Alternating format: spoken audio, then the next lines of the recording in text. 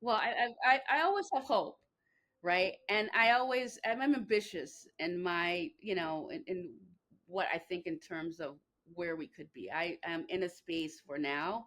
A lot of my work is visioning and dreaming, finally, right? And so I think that what we have, I mean, we have, even though we haven't been on the wealth pilot piece, I mean, of course, GI pilots were done in the 70s. We know that this works, right?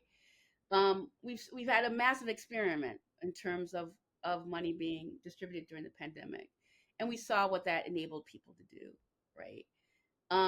What our biggest one of our biggest threats is our narratives about deservedness, right? I remember when I was trying to pitch like a really large scale pilot around wealth to really big donors, right? I mean, major donors, right? Um, do this experiment, right? Because we know that, like, you know, like, and I love what you're doing in St. Paul. I'm sorry I didn't mention that on the onset of my discussion about this, right? Because it is, really this attempt to really show this in the way that it can be shown with the dollar amounts that are available. But no one wanted to do it. When I'm talking about like seeding 25, $40,000, then I start to hear these narratives about certain people, right? Could they be responsible? Could they do this, right? This we still have this idea about the fact that people don't know how to have control over their own lives and decisions.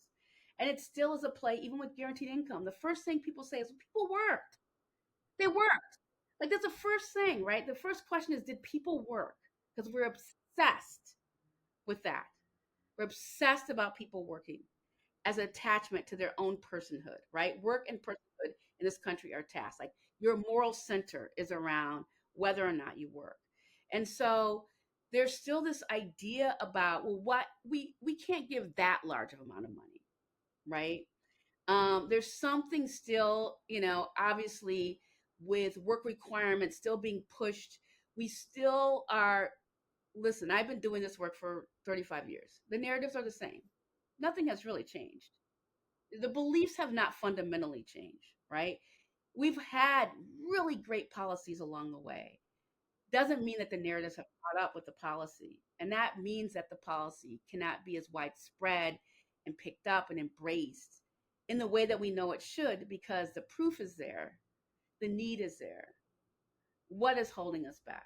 And so I just feel like that is the biggest hiccup, even when we talk about an experiment. I mean, I was telling you, 25 people, you mean you can invest in 25 young adults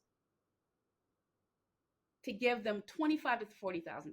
You cannot do that. No. So it's a very interesting juxtaposition. That's why I feel like that's where our work needs to happen. I always say to people that are doing GI, this is a narrative project. It's not a proof of concept. It's to show that people can be trusted and they can make decisions about their lives, you know. And we need a mass movement. I mean, honestly, we need more of a movement around this coupling. And I feel like if we can build a movement, then this is quite possible, because the